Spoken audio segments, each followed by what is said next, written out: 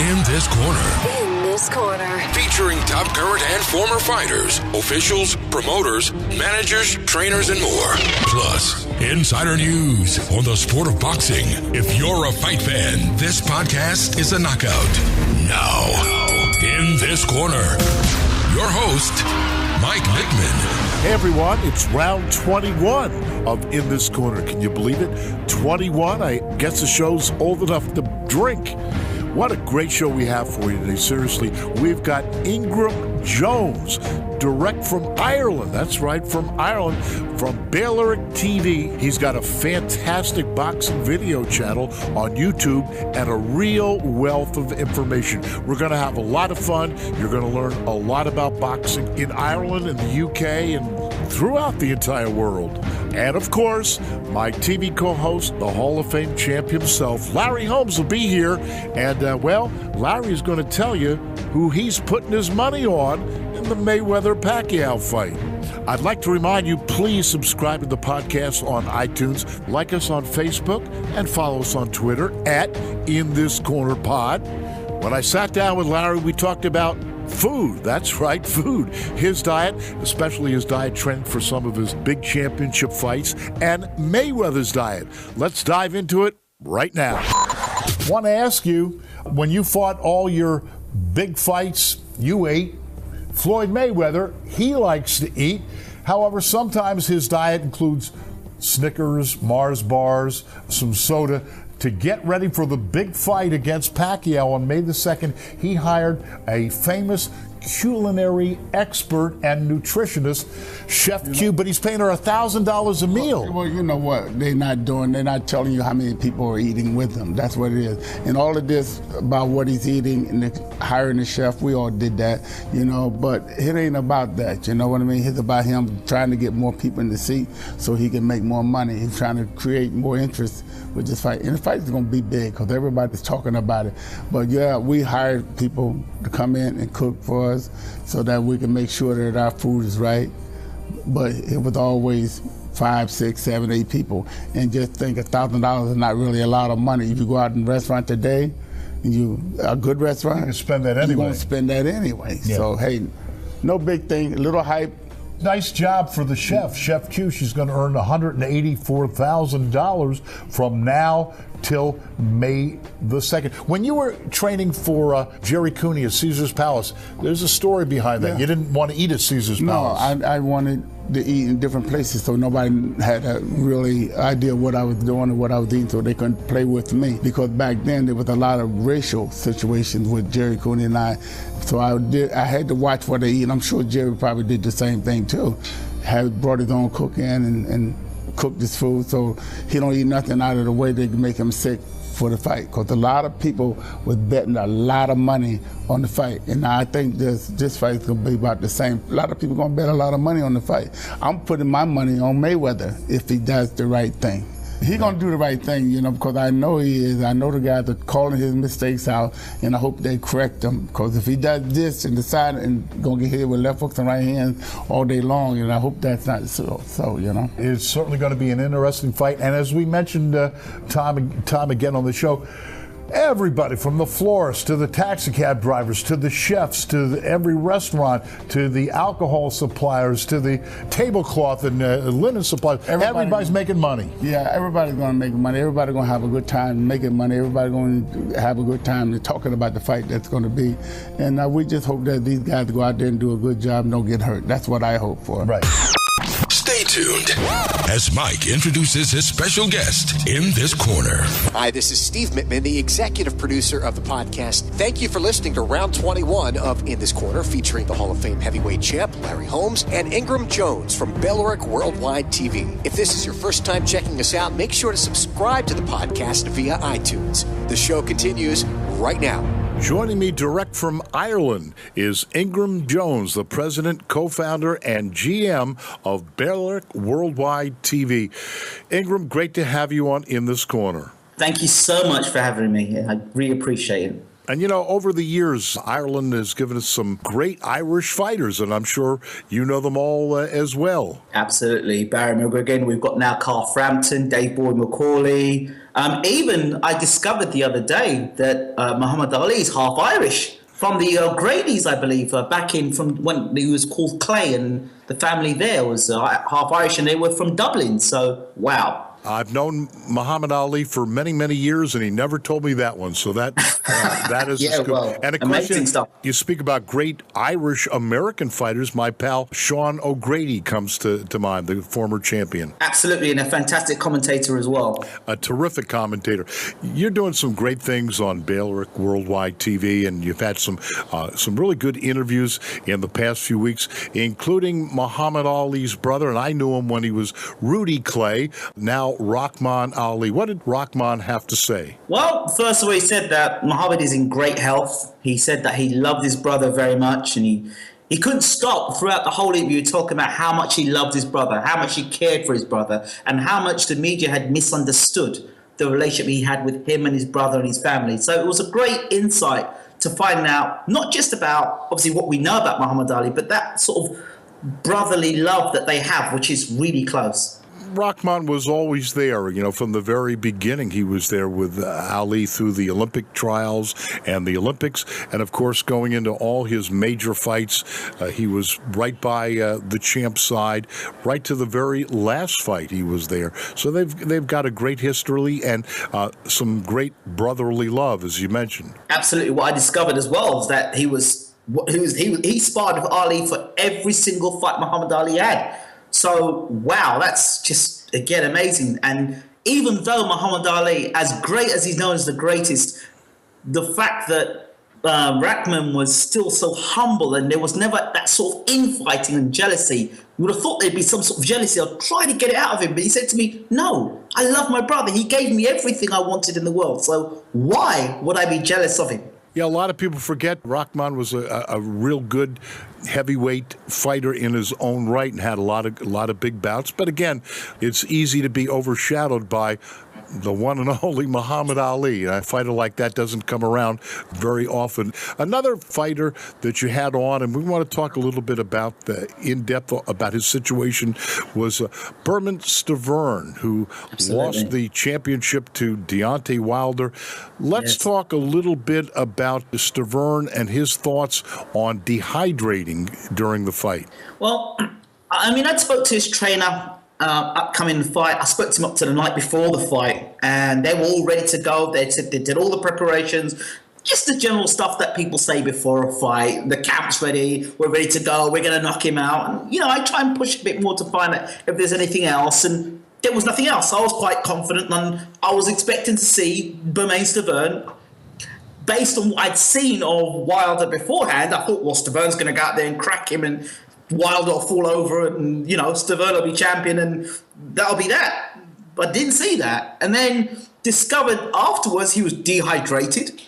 And then after that, I rang him quite up to 2 days ago. I spoke to Berman. He said that the people that he had in his corner up to the second Areola fight, and when he won the title, he believed he didn't need it. He believed he didn't need that conditioning and dieting coach. He didn't need that. He felt he could go in and handle it on his own, in his own words. Handle my business by myself. I could handle that.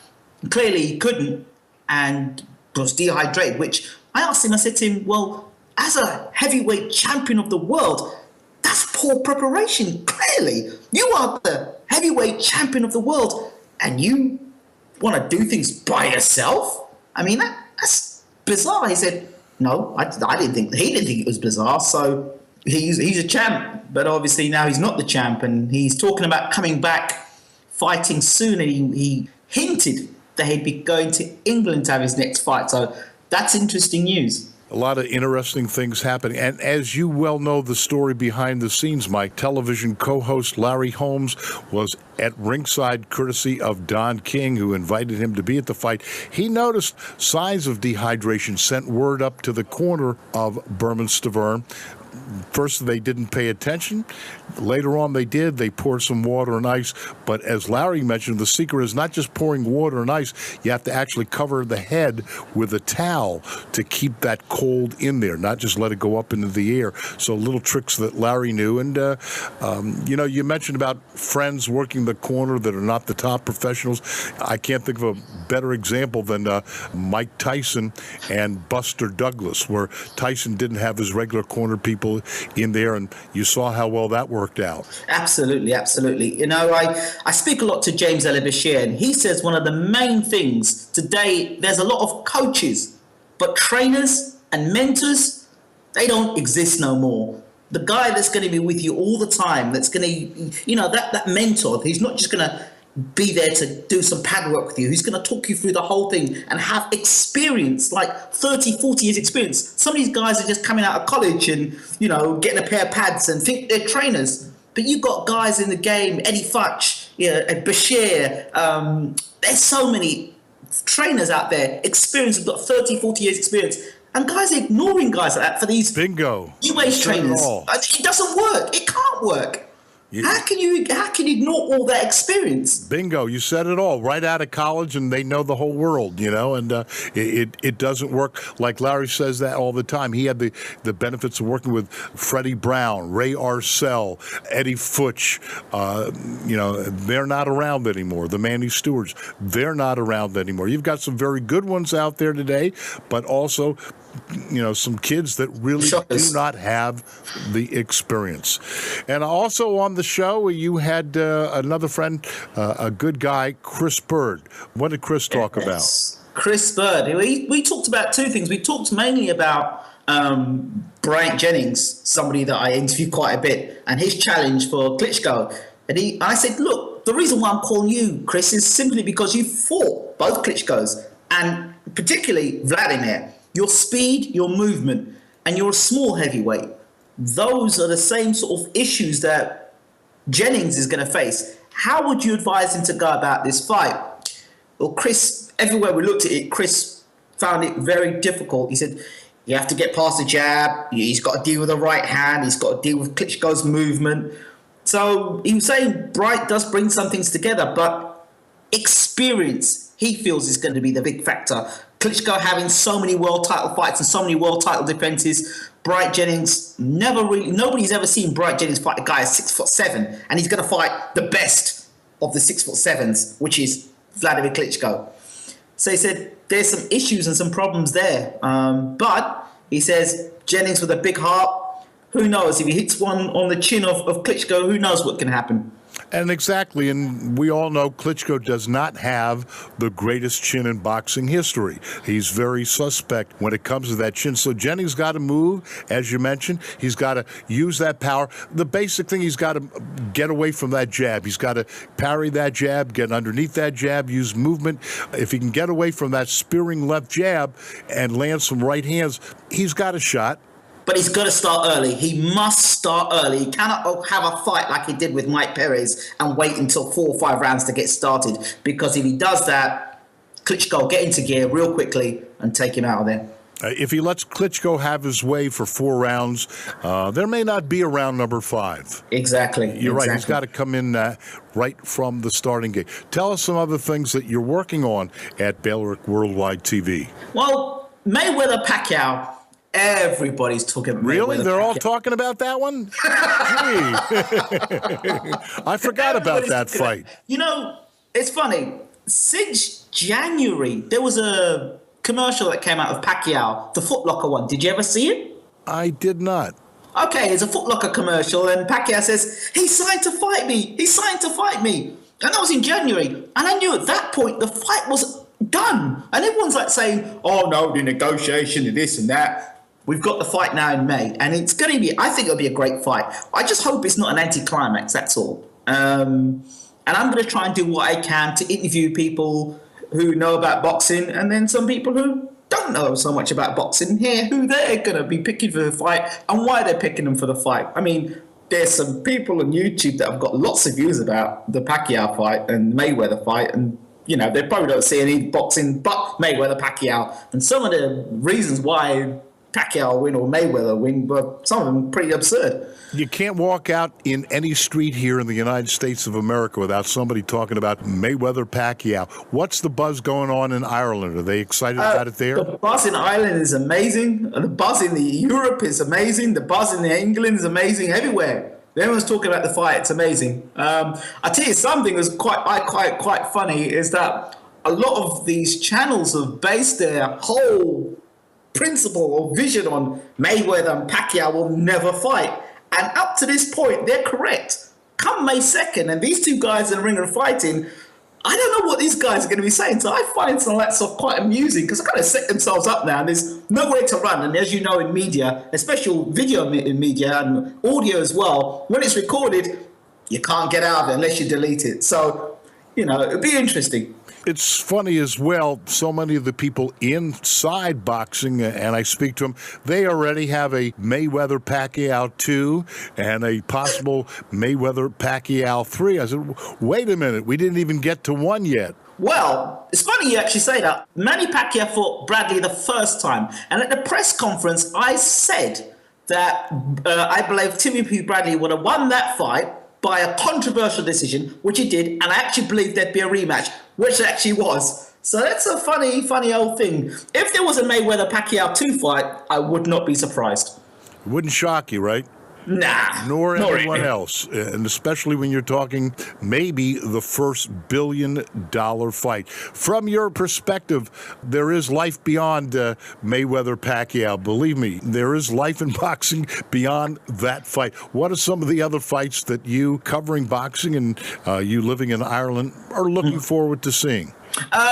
You talk about Ireland, you've got to first of all talk about Carl Frampton. His fantastic performance against Chris Alvarez, that was amazing. If you looked at the way Chris Alvarez was before the fight, he was very vocal about what he was going to do to Frampton. Even his trainer left a comment on my YouTube channel and told me how Frampton's going to get whooped, and unfortunately that didn't happen. So Frampton Quigg is the fight that everyone's talking about now in Europe. They want to see that fight happen. Obviously, there's somebody by the name of Gary Hyde, who's the promoter or the manager of Rigondeaux, who wants Rigondeaux and Quigg to fight. So there may be some issues there with that. Looking forward to that. Keith Thurman, somebody I had interviewed quite a long time ago. His recent fight with Robert Guerrero was a very good fight. People want to see what's going to happen the next fight for Keith Thurman. Terence Crawford, another one, interviewed way back. And he's now turned out to be one of the best fighters in the world. So I'm looking forward to seeing him. And there's another fighter that isn't getting a lot of publicity at the moment. His name's Rashidi Ellis. #1 amateur as a welterweight in the US. Now, I believe, is rumored as sparring partner for Manny Pacquiao. He won the WBC or WBA Caribbean title, but very talented, nicknamed Speedy. He's one I've got my eye on in America. All right, what are they talking about the new champion in Ireland, Deontay Wilder? Again, another guy that's huge, 6'6.5". He's got good reach, probably the longest reach in boxing for many, many years. Great power, great movement, a lot of skill. Is he bringing some buzz in Ireland? Well, again, you talk about Ireland, you've got to also mention Tyson Fury. So the connection's right there. Fury, Wilder. I believe Wilder was here in the UK. He was in the UK when he fought Audley Harrison and knocked Audley Harrison. And I believe at that point Fury and Wilder had met and had a conversation about them fighting in the future.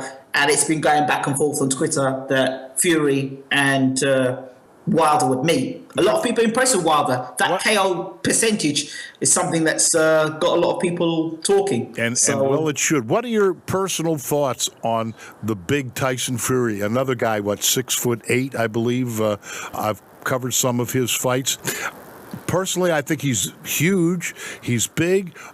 But for his size, he doesn't seem to possess, and of course anybody that size hurts you when he hits you. But I don't see he doesn't really get behind those punches. One punch knockout power. Is that what you're going to say? Yeah. Right. Well, I'm quite close to the Fury camp, and from what I've gathered, it seems that in the last two fights, very safety-first approach. If you look at the fight he had against Chisora, a lot of pitter-patter stuff, but yet beat Chisora. Now he fought Christian Hammer. Now I said in my post-fight review of that, I said that Tyson Fury didn't do what Wack did to Hammer, which was knock him out cold. I mean, the referee had to come in and they stopped the fight, and the ending was unsatisfactory. Now, if you're looking at going to fight Vladimir Klitschko or someone like Deontay Wilder, fighting guys at 6'2" and 6'3" is not really the sort of preparation you want. You want to be fighting guys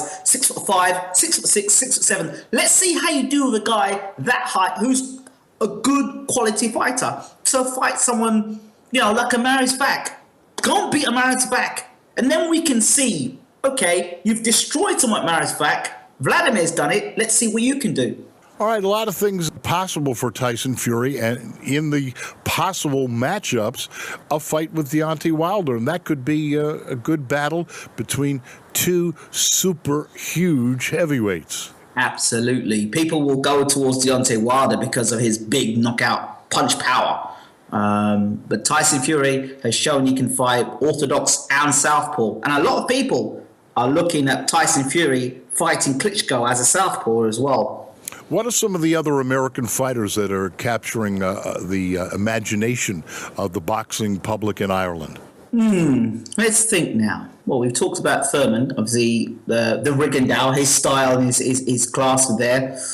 Amir Khan, I'm sure they're talking about. Well, Amir Khan and Kell Brook has been the discussion. Obviously, those two guys are going back and forth. But Amir Khan, from what's been discussed now, Adrian Broner seems to be the name that's going around. Broner, Khan on the undercard of Mayweather-Pacquiao. Interesting fight. And Kell Brook making his defense against Jojo Dan, I believe, this weekend. The rumor is that maybe if Brook beats Dan, his next defense could be against Juan Manuel Marquez. But against Thurman wants that fight as well. So who knows? Keith Thurman really gave a good accounting of himself recently against Robert the Ghost Guerrero. Thurman proved he's got speed, he's got punching power, certainly has the endurance. He proved that he can, go some rounds when he has to. He really did an impressive job. Absolutely. He showed speed, power, movement, good boxing IQ. There are concerns still. I'm still concerned about the way he's like that bruise and the bruising on his face. For somebody who's got such movement, he's still getting hit a lot. So there's a concern there. And his defense is something that is of a concern as well. You've got to ask yourself the question, what happens when he fights a guy who is a big puncher? I mean, we haven't seen that yet. How does he deal with that? But overall, a very impressive performance from Keith Thurman. And I want to mention you're now based in Ireland. You're originally from the UK, and yes. A lot of great fighters from that area, including a guy I've hung out with a lot of times, Lennox Lewis, and he's still very popular in the area. The champ, or the Lion, was where you refer to him, a great fighter. Believe now he's actually training Manuel Shah. And Manuel Shah is meant to be fighting Hughie Fury, the cousin of Tyson Fury, coming up shortly. So that's going to be an interesting fight.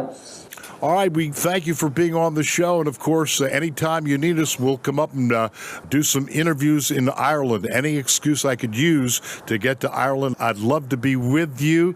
Ingram Jones of BaylorIC Worldwide Television, the best of luck to you. And look forward to speaking to you again many, many times very soon, Ingram. Thank you so much. Thank you for having me.